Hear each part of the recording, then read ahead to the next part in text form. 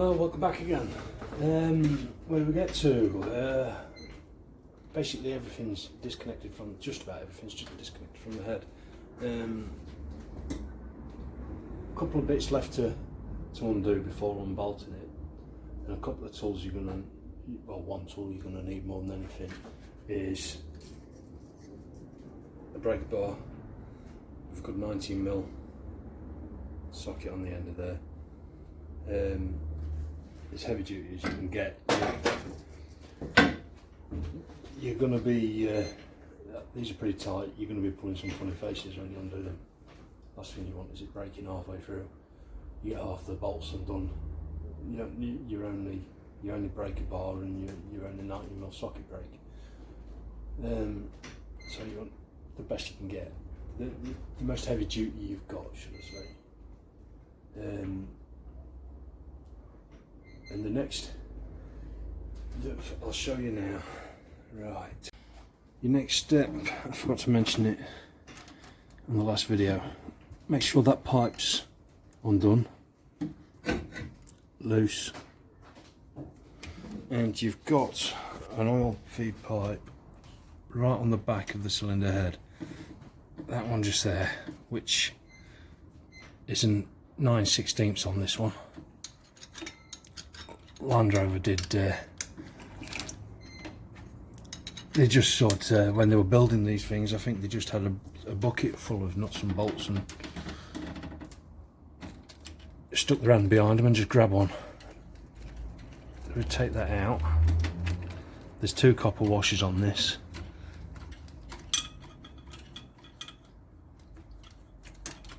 Try not to drop them. Don't be tempted to bend that pipe. It's a solid pipe and it will snap, or you'll weaken it and then it'll snap while you're driving down the road and drop the oil everywhere, which you don't want. Let's remove that to one side, so that's loose. You'll also have an 11mm holding the oil fill tube. This one's broken off, so I'm not worried about that one. So it's just undo that just to get it out of the way, basically. If I can get my hand down there, I'll just get that nut out of the way. And the washer. Just so it's out of the way. You don't have to undo it, but it gets it out of the way. And then the next thing, you're going to work on the cylinder head bolts.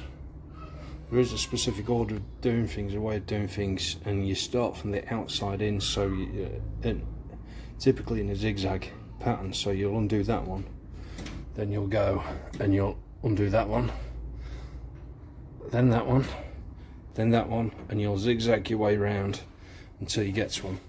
You only want to just loosen, just go round quarter turn at a time, half turn at the most, to loosen them, and then you'll loosen these. You can see the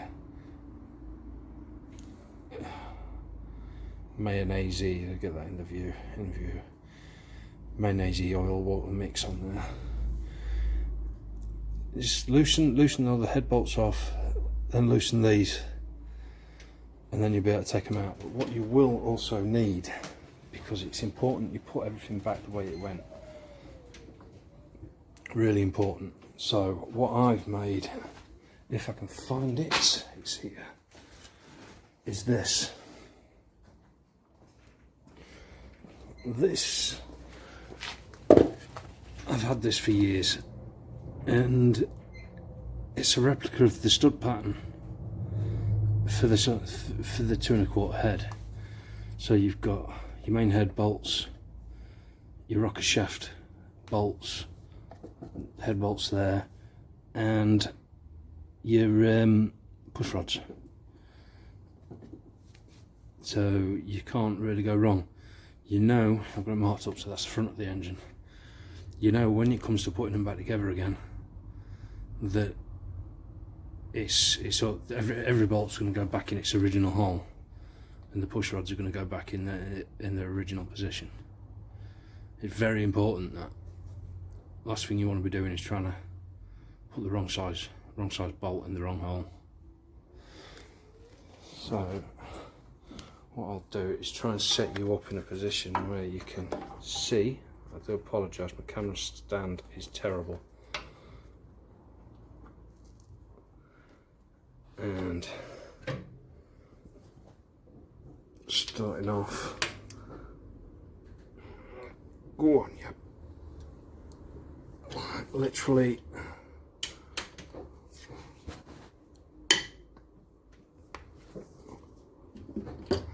half a turn.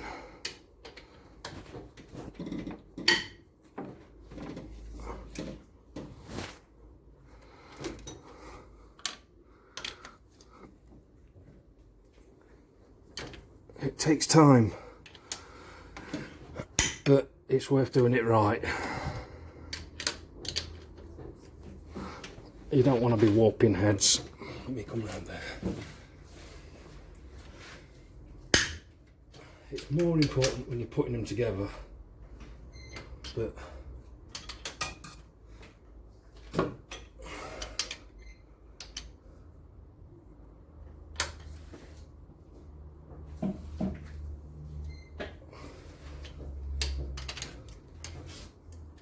I've already loosened that one. Loose.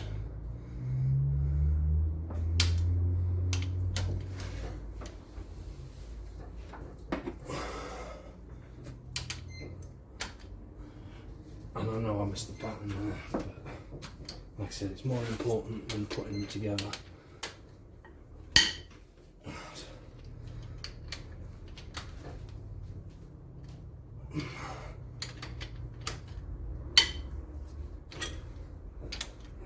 That one's loose. No, I didn't undo that one, did I? So I try and talk to the camera and I'm forgetting what I'm doing.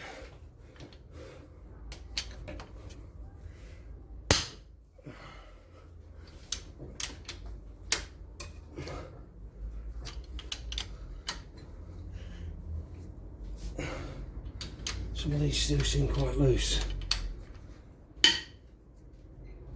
Let's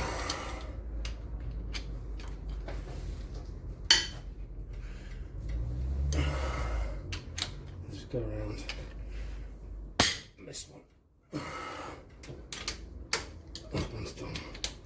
That one's done.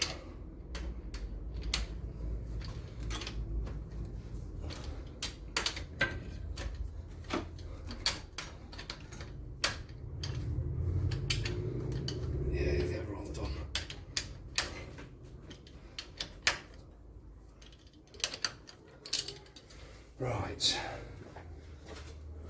Rocker bolts. I'm pretty sure these are 1/2 inch. Off the top of my head.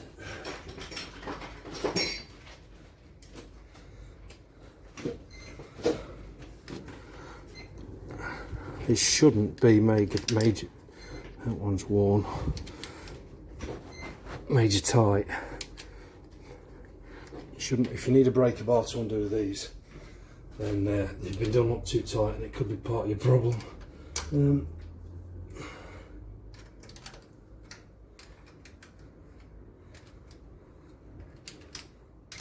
Right, I'm gonna have to get. I think a 12mm might grab that.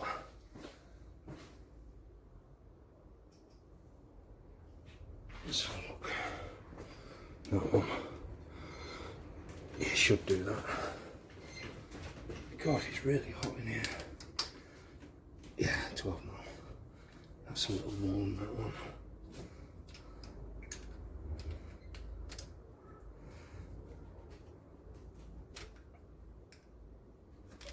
Right, we're almost there.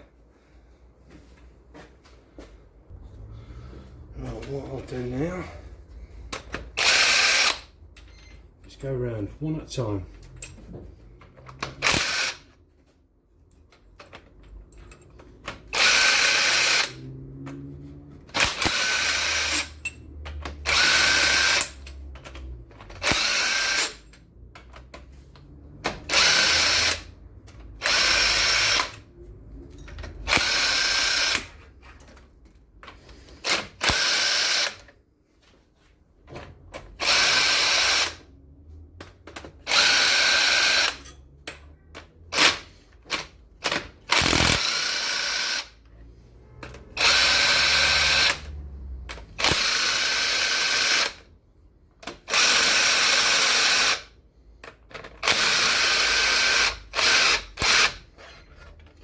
Right, it's all them loose. So what we'll do is try one bolt in the first hole. Holes are a bit tight. Bolt number 2. Second hole. You can do this just with a piece of cardboard or whatever you've got, but just a bit of cardboard box or something. But because I do this quite regular, it's handy just to, rather than making something up every single time. Now, look at that. You can't see on the screen, so you can smell it. I don't know if it's coming up on the camera, but that's covered in exhaust soot, and you can smell it, and that is out of that one. So I'll put it in there. Remember, 1, 2, 3, 4, 5, 6 bolt along. That one's fine. Right, so taking these bolts out. I was wondering what that banging was. It was the wife bringing me a cup of tea. The door had locked itself. The garage door had locked itself, and she had her hands full.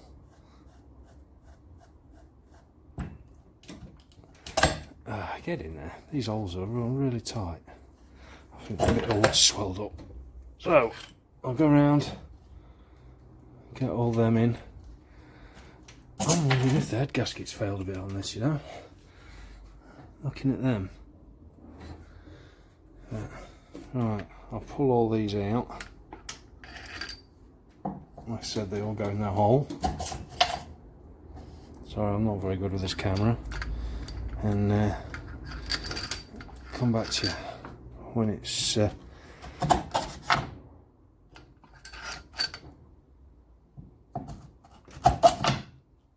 nearly done it now. When it's time to lift the camshaft out. These bolts are loose, or should I say just not mega tight. When I've undone these, it's just put a bit of tension. When we've undone, so if I can get it in the view, it'd help. When I've undone these, it's just put a bit of tension on them, so I'll just nip them down with the socket. But alright, I'll come back to you in a second. So after you've got all the bolts out, you should end up with something looking like that. Everything in order, where it came out, and you can't really go wrong putting them back because they're not stretch bolts or anything, so they can be reused as long as they're in good shape. I'll clean them up before they go back in. And now you're ready to lift the rocker shaft out, which should be as simple as that. And we'll put that for now just on top of there, out of the way. And then we need to lift the push rods out, one at a time, same as before. Give them a quick inspection, see and make sure there's no bends, heavy corrosion, or anything like that. And put them in your holes you've made in there, in the order they come out.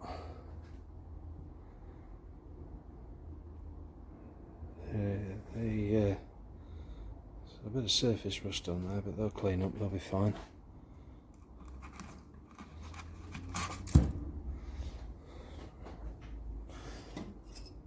Obviously you've got 8 of them. I will inspect them properly after, but for the sake of the video I'll just put them in there for now, and I'll just go over each one.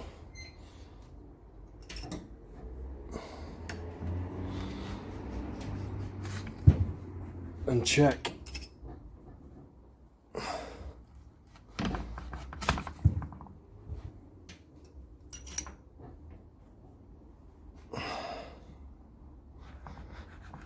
Oh, right, so then you should end up with that. Then you're about ready to lift the head off. Just need to now just go around, double check that there's nothing still attached. Oil feeds are off, that's undone. That's it really. Make sure all your pipe works are off. You should have done that to start with anyway before you even start undoing the head bolts. So we should be ready to pull that off and see what we've got. Let's just pull that gasket out of the way. Cool bugger. See, that's like brand new.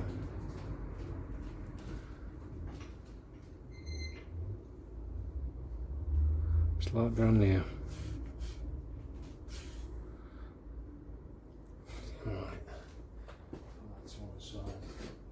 What I'll do is, once I've got everything off, I'll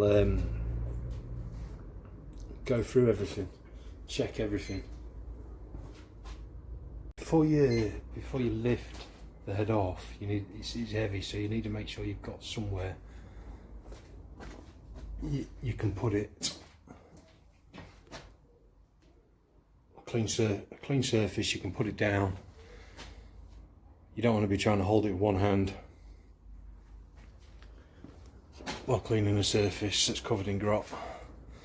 So I'll move this, clear some room. That's heavy now. Right, there you go. It's another reason why these wing protectors are good, because you can use it without damaging anything. You see the wings perfect underneath, even when you spill oil on it. So I'll put you on the stand. Sorry, the light in here is terrible. I'll put you on the stand and pull this head off. Right, let's give this a go. You might find that you need to give it a bit of a tap with a rubber mallet or similar. This one's just come straight off. And already I can see a lot of water in there. That's lifted off easy, but if it's been on there a long time, I expect it to need a bit of persuasion. I'll lift this straight off and straight onto the bench, then I'll come back and pick you guys up in a second.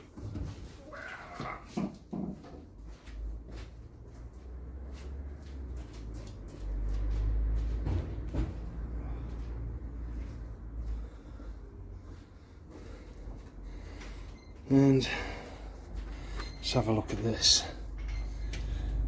There's no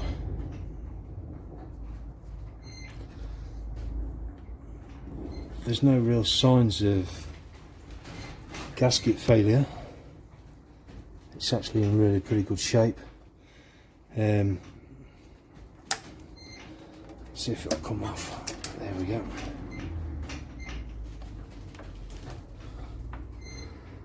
It's actually in really good shape. There's no sign of that. And we'll check in the top of the cylinder. See, these bores are really good.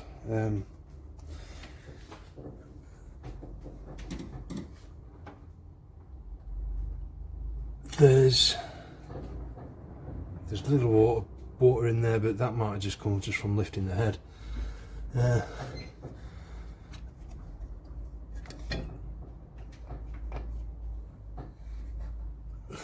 It all looks good on first inspection. So the gasket, which way was it? That way. That way, like that.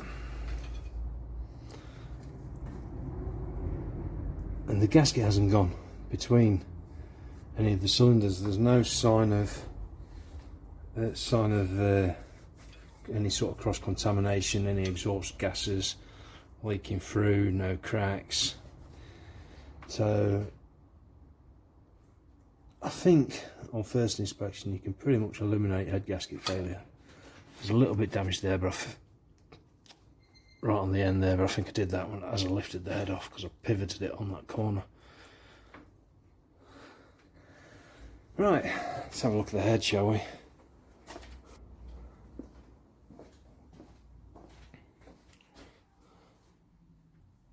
Right, I've flipped it up so you can see the bottom. Let's give it a wipe down. And we're just looking for any signs of damage, cracks, or if the gasket has failed, you can get telltale marks. This black sooty residue will start sort of leaking through and stuff. But what I'm going to look for is cracks between cylinders. I can't see there being any cracks between cylinders because the compression was so good. Usually the compression will be right down.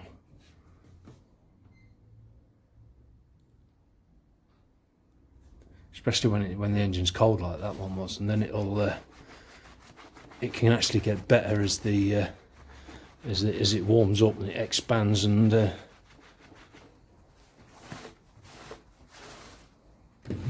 move that torch. As it expands, I've got a little cracking on these hot spots. None of them have travelled outside of the cylinder area. That one's close. So I don't know if you can see there, but you can just see the little tiny cracks. There you go, you can just see them, the little tiny cracks on the hot spots.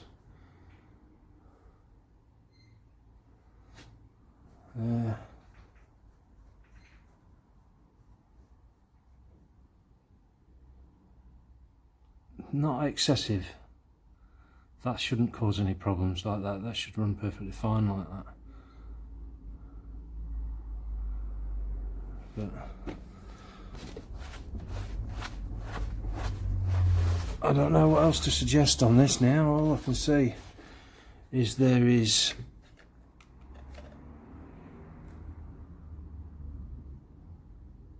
unless you guys can see something I can't, there's no sign of anything bad.